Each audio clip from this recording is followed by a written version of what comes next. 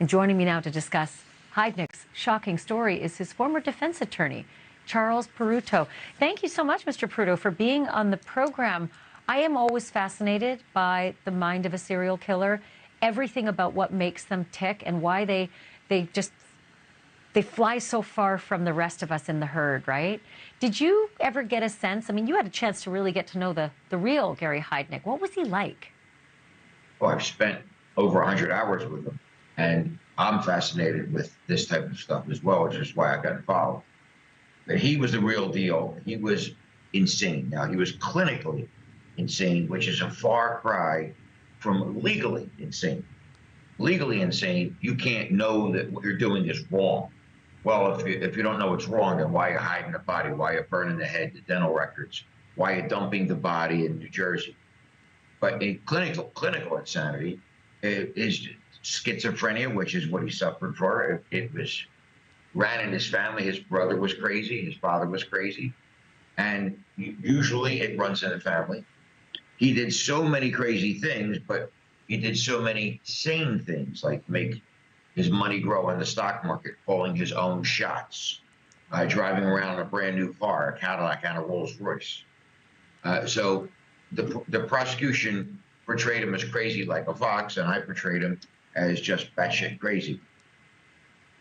Yeah, well, I'll say, given what he did, I mean, he forced the women to eat the remains of other victims that he killed. I mean, it was just so horrendous that let me play just a quick clip from the People magazine special. And this is about how he was able to capture his victims. Take a look.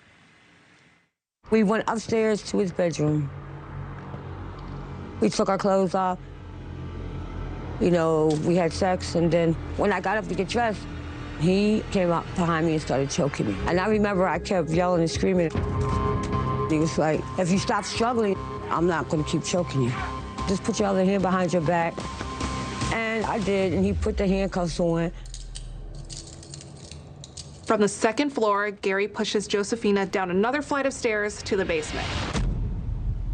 The basement has a mattress, along with this dirt hole in the floor. I said to myself, is this guy going to bury me here? So that's what was so chilling to see, is that hole in the basement. It was just a quick flash at the end there, but that's the thing that inspired Buffalo Bill in The Silence of the Lambs.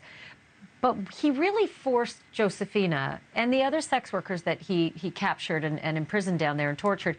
He forced her almost to do his bidding for him, and so that she could survive and even escape, she sort of had to take part in a lot of his horrors. Well, it depends on who you ask.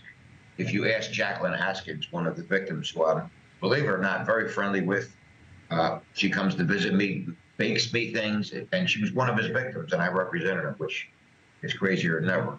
But she says Josefina was in on it, that the punishments that Josefina doled out to her were real, and they were very painful.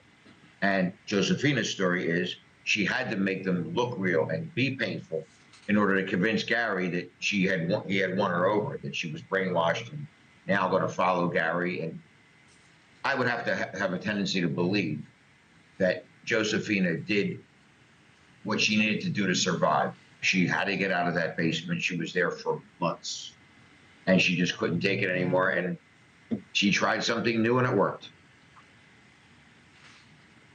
Well, it's called People Magazine Investigates Surviving a Serial Killer. I can't wait to see the rest of it. Chuck Peruto, thank you so much for being on. Really appreciate it.